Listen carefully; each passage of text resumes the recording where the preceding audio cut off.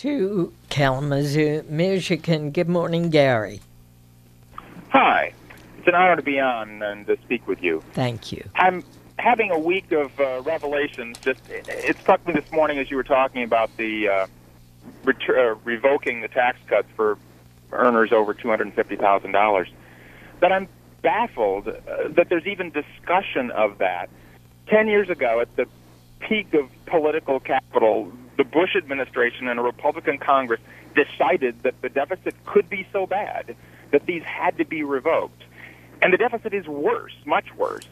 And every time I hear the phrase people earning more than $250,000, I realize they're the people also earning $500 and $800 and $2.7 million, and I cannot conceive. I'm astonished at the notion that any serious person, any responsible government representative could possibly want that tax break to continue given reality.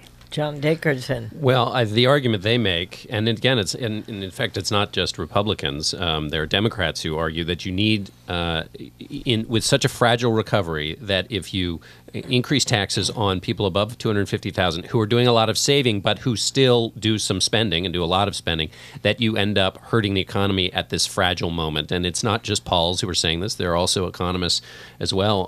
Mark Zandi, who's often quoted in these debates because in part he advises Congress and he advised John McCain, believes that these taxes should not go up on this group. There is another option being debated, which is a kind of 1 or 2 year kind of continue the Bush tax cuts for a year or so so we can move a little bit more into this recovery, and then we'll have and then we'll reassess, or then we'll take them back to the previous levels for those making over $250,000. The other argument that is made, and this is again a plausible argument, is that when you raise taxes on households making over $250,000 a year, you've also raised taxes on thousands of small businesses who happen to pay their taxes at that personal rate. And that's the other argument for not, as John suggests, for not doing that right now, because if there's any job creation seed out there, you don't want to sort of choke it off.